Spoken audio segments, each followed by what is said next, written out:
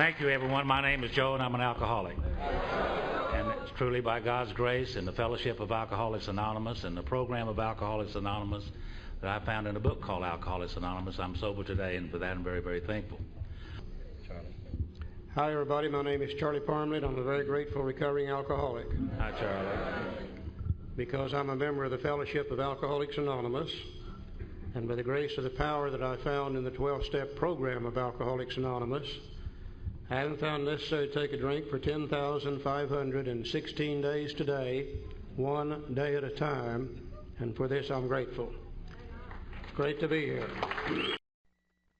So now let's go back to page 67. And again, we're not trying to psychoanalyze ourselves. I just expound the facts. I accepted the facts as I looked at the facts, and I could see where I'd come from. It said, notice that the word fear is bracketed alongside the difficulties with Mr. Brown, Miss Jones, the employer, and the wife, 6 times along that column. This short word somehow touches about every aspect of our lives. It was an evil and corroding thread. The fabric of our existence was shot through with it. It set in motion trains of circumstances which brought us misfortune we felt we didn't deserve. You know, you do the crime, you do the time. That's the way that is. But we did not we ourselves set the ball rolling. See, I did that myself. To me, because I didn't know any better. Sometimes we think that fear ought to be classed with stealing. It seems to cause more trouble. Now, we reviewed our fears thoroughly. We put them on paper, even though we had no resentment in connection with them. We asked ourselves why we had them. Here it is for me. Wasn't it because that self-reliance failed? Self-reliance was good as far as it went, but didn't go far enough. Some of us once had great self-confidence, but it didn't fully solve the fear problem or any other. When it made us cocky, it was worse. So what we're going to do here this morning is basically, it's about the same thing that we did with resentments. We have a little list here, and it's a review of our fears. And we're simply going to look at our fears, where they come from, the ideas, emotions, and attitudes behind them, and what we're fearful of, and we're going to write them down in these columns, just like we did with resentments. And it won't take very long to do this. In the first column, it says, who or what did I fear? I list people, institutions, or principles whom I fear. And again, in column 1, I simply write down the people, the institutions, and the principles that I feared, leaving a little space from top to bottom, one column at a time. And we list those. Now, we men tend to say, well, we don't have much fear. We're tough. We're macho. Now, we're not talking about physical fear anyhow. We're talking about all these fears that run through the mind from time to time. And I think if we carefully look at them, we'll find that we all have fears connected certainly with our marriages. We have fears connected with our children. We have fears connected with our jobs. We have fears connected with the Internal Revenue Service. We have fears connected with the police department. We have fears connected with the federal government. We have fears connected with the church. We could just go on and on and on and name literally thousands of fears that people have.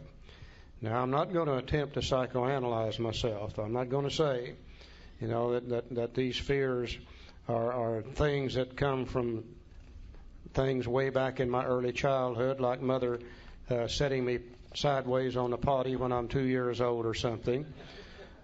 Some fear we're supposed to have anyhow. It's just like resentments. Fear can be used for a worthwhile purpose if they're used right.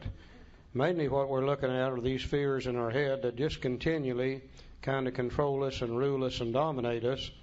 We've made a decision to let God direct our thinking. And if we have that many fears, then God can't, the fears do. And I found out the same thing here with these fears that I did with resentments. I didn't think I had very many fears. Instead, I started putting them on a piece of paper. You can only see one at a time in your head. But as I began to fill out sheet after sheet after sheet, I began to realize how much fear really does control me, rule me, and dominate me. So I did the same thing that I did with resentments, started top to bottom, listed each fear, leaving a little space between each one of them. And it's amazing when we see how much fear we really do have.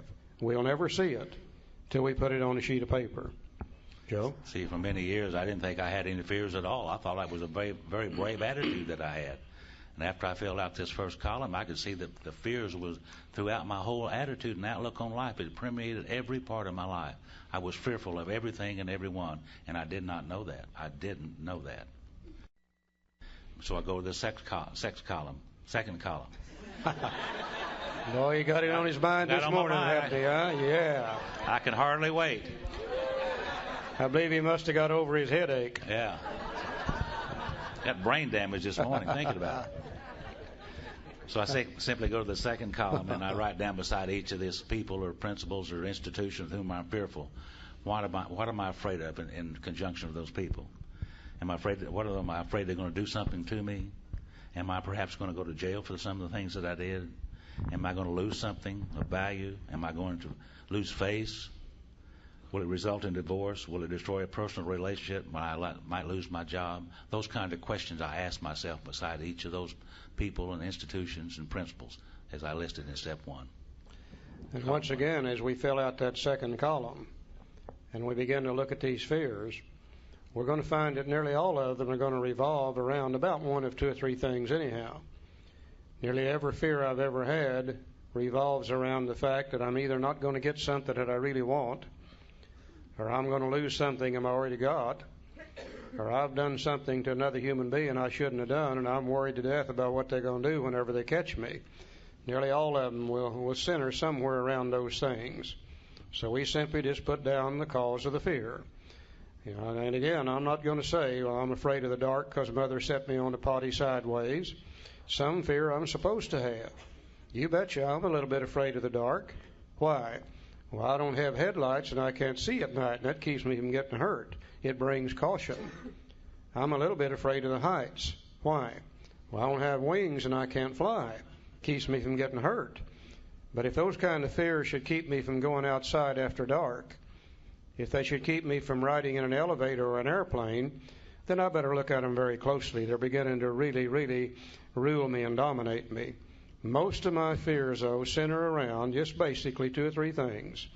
I'm afraid I'm going to lose what I got, not going to get what I want, or I've done something I shouldn't have, and I'm afraid what they're going to do when they catch me.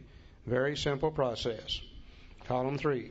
Go to column 3 and what part of self was affected. And again, that's why I need that information on the basic instincts of life and the working knowledge of some of those words and ideas to enable to do the third column. If you don't have a God in your life and you're living without God and you don't need other people and you're living on your own will, then there's only one thing you can do, and that's to try to satisfy your basic instincts of life. And that's what I was doing. I was operating on my own. So what part of myself was affected? Was it my self-esteem? Was it my security, my ambitions, personal or sex relations which have been interfered with? Those are the things that happened, and I look down at the third column, and beside each name, again, in each instance, I write down one of those basic instincts of life, the part of me that was affected by these things. I can't experience fear unless there's a threat to one of the basic instincts of life. And I found out as I filled out the third column, just like I did with resentments, I found out where fear comes from. I didn't know where resentments came from. I didn't know where anger came from. I didn't know where fear comes from. Today I realize it comes from a threat to one of these basic instincts of life. And just like with a resentment, if my basic instincts are at the level that God intends for them to be, if my relationship with God is right, then you can do about anything you want to me, and I'm not going to experience fear because of it. But I'll guarantee you, if my instincts are not under control, my relationship with God is not right, then about anything you do or say to me is going to create fear. Absolutely amazing what we learn about ourselves just by filling out these simple little columns. Now let's go to the fourth column. Go to the fourth column, and we try to put out of our minds all these things that happened so far, and we write down, what did I do? What did I do to set the ball rolling? Did I do the crime to do the time? Yes, I did that. Was it when my wife was going to divorce me and I was fearful of it? What did I do? What were some of the things that I did? Well, I was uncaring for her. I didn't care about her, didn't consider her in any manner, in any way, and therefore I was afraid, and I didn't know that. See, I really didn't know that I was afraid of those things. It told us way back in step 3 that we invariably find that we've made decisions based on self, which later placed us in a position to be hurt. And we've made decisions trying to satisfy our basic instincts of life.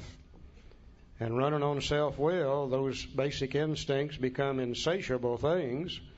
We never get enough to satisfy them. And we're continually doing things that end up hurting and harming and creating other people. And then we got to be scared to death what they're going to do whenever they catch us. And even if they don't catch us, the guilt and the remorse eats us up here, just like with resentments. So we begin to look at the part we played, and we find that we did the same thing with fears that we did with resentments. As we played them over and over and over in our head, we actually distorted the picture. And the fears that we have in our head today are not true. Oh, they started on truth, but they are no longer true. You see, well, that's one of the definitions of one of those wrongs. Fear is incorrect believing. And if we carefully look at each one of these fears, we're going to find that they're absolutely wrong. They started with truth. We've distorted the picture. And once again, we've used them to transfer blame to others so we don't ever have to look at ourselves. Same identical thing as with resentments. Now let's look into the fifth column. In the fifth column, I simply looked down, and in these instances, was I selfish in those interests? In those particular items, yes, I was very selfish. Because I was so fearful, I was selfish. I was afraid I was going to lose things that I already had, or I was afraid I wasn't going to get some things that I wanted. Was I dishonest? Yes, I was dishonest. I took things from other people that didn't belong to me. And I was very dishonest. It seemed to me like to be successful in any manner was okay with me. So I was extremely a dishonest person, and I didn't know that particularly. And then I was self-seeking and frightened and inconsiderate of other people for sure, because I wanted what I wanted when I wanted it, and I didn't make a damn how I got it, was the way I looked at my life. And if you got in my way, you just shouldn't have. So I was a very selfish, self-seeking, frightened, and inconsiderate individual, and I did not know that. You know, it's absolutely a life living on hell. Whenever you're scared to death, you're not going to get something, you really do want it. And then through dishonesty, you go ahead and get it. And then you got to be scared to death what they're going to do whenever they catch you. And even if they don't catch you, the guilt and the remorse eat you up. And our lives really do become an absolute living hell in trying to satisfy these basic instincts of life. And we just really drive ourselves absolutely dingy until we get an opportunity to truthfully look at these things. Now, out there in that fifth column, once again, we see the exact nature of the wrong. The fears are what's wrong, the wrong, because we find out most of them are incorrect. They're what block us off from God. But what's the actual truth behind them? Well, if we wasn't so selfish, if we wasn't so dishonest, if we were not so self-seeking, frightened, and inconsiderate, we wouldn't have to experience near as much fear as we do. But I'll guarantee you, if I stay selfish, dishonest, self-seeking, frightened, and inconsiderate, the same old things are going to drive me. I'm going to do the same old things I've always done. Fear, guilt, remorse is going to absolutely eat me up. Sooner or later, it blocks me off from God. It causes me to get drunk. So once again, what we're doing here in this little inventory sheet, we are doing step 4. This is the fear part of it. Out in this fifth column, we see the exact nature of the wrong for step 5, the defects for step 6, the shortcomings we're going to ask God to take away in step 7, and then once again, many of the names over here in column 1 will be people and institutions we've harmed, and we're scared to death what they're going to do whenever they catch us. So those names will come off of column 1. They'll be added to the sheet to be used later on for steps 8 and 9. We got some off the resentment sheet. We got some off of the fear sheet also.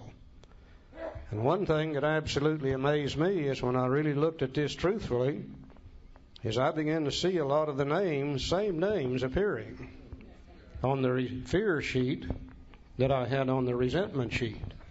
I had never tied that together in my head before. Barbara was on both sheets. I resented her, and I certainly feared her. And I'm still a little bit afraid of that lady today. If she ever finds out everything that I was doing about 30 years ago, she's probably going to file for divorce again. I don't know. I resented the Internal Revenue Service, and I feared the Internal Revenue Service. They were also on those sheets. I never really had tied that together in my head. Now, if you think resentments look stupid in your head, wait till you get these things down on paper about fears.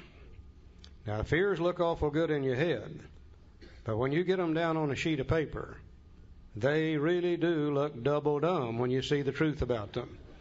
Resentments look stupid. Hell, fears look even worse than that. And they look so dumb, about 95% of them are going to disappear anyhow when you see the truth about them. Once again, there's going to be 1, 2, 3, 4, or 5. It's been embedded in our minds so deeply, we're probably going to have a little help in order to get rid of some of those. We now come to the second prayer in the big book on step 4 regarding fears. You know, when I prayed for those people that I resented, my ideas, emotions, and attitude toward them changed. They didn't change, but I did. Now, prior to this idea about these fears, my whole attitude and outlook upon life was involved in these fears. I had fears in every area of my life and didn't know it. Because I hadn't had a God in my life either. But I've took step 3 and I've got God in my life. And now I'm on a different basis. And the book says perhaps there is a better way. We think so. For we're now on a different basis. The basis of trusting and relying upon God. We trust our infinite God rather than our finite selves. We're in the world to play the role He assigns. Just to the extent that we do as we think He would have us and humbly rely on Him, does He enable us to match calamity with serenity. Now, we never apologize to anyone for depending upon our Creator. We can laugh at those who think that spirituality is the way of weakness. Paradoxically, it's the way of strength. The verdict of the ages is that faith means courage. All men of faith have courage. They trust their God. Now, we never apologize for God. Instead, we let Him demonstrate through us what He can do. Here's more prayer. We ask Him to remove our fear and direct our attention to what He would have us be. And at once, we commence to outgrow fear.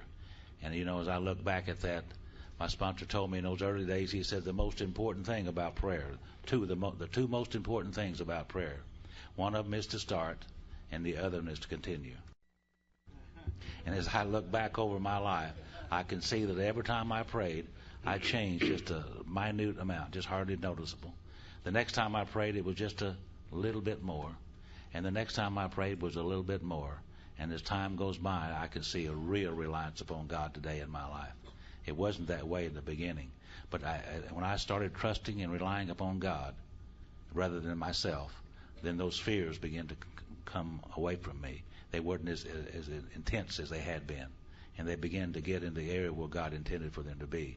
And at once, I commenced to outgrow these fears. You know, we hear always about the promises on page 83 and 84. We never hear about the promises that are spread throughout the entire book. And I think one of the greatest promises to be found anywhere in the book is what Joe just read. We ask Him to remove our fear and direct our attention to what He would have us be. At once, we commence to outgrow that fear.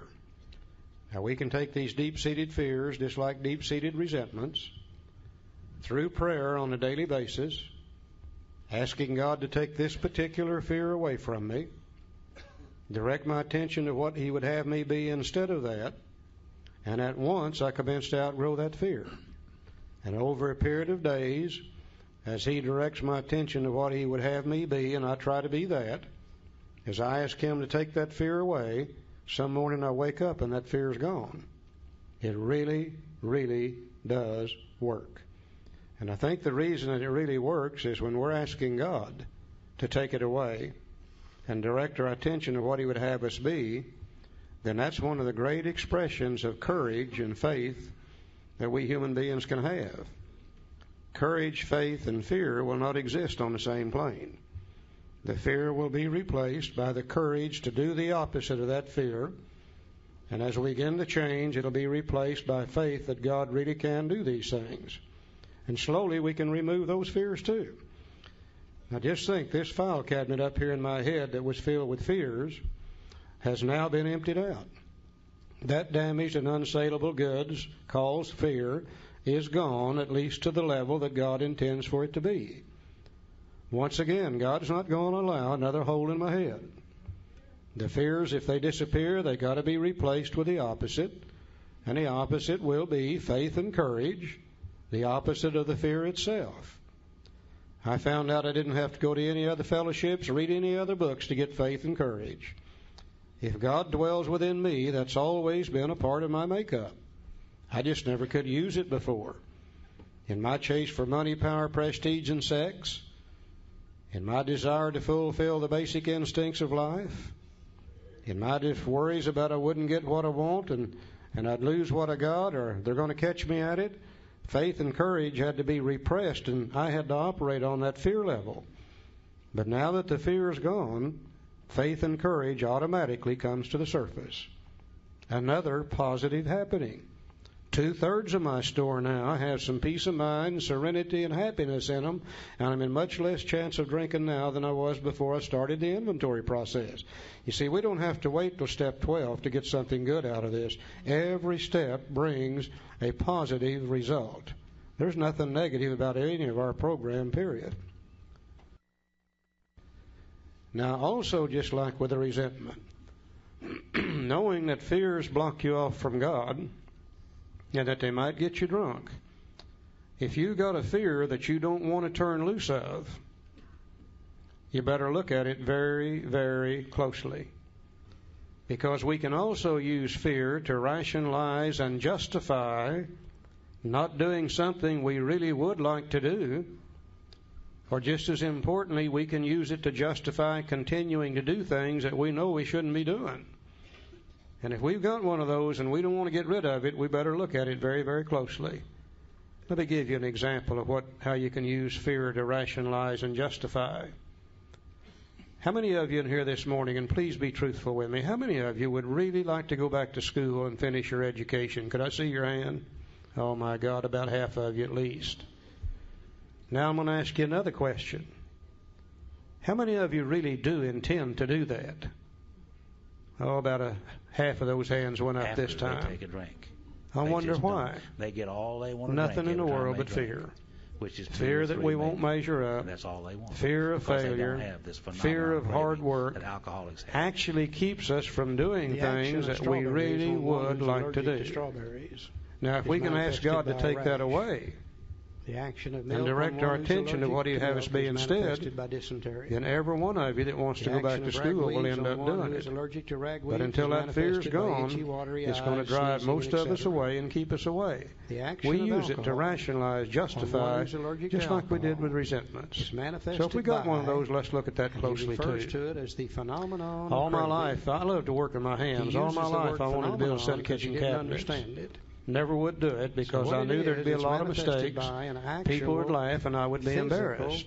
After I worked the program for quite some time, one time I got the courage to build a set of kitchen cabinets. Now, they don't look very good, and there's a lot of mistakes, and people laugh at it, but I really don't give a damn. It don't bother me anymore, see? So we can overcome these things with God's help. It's amazing what we can do with these things.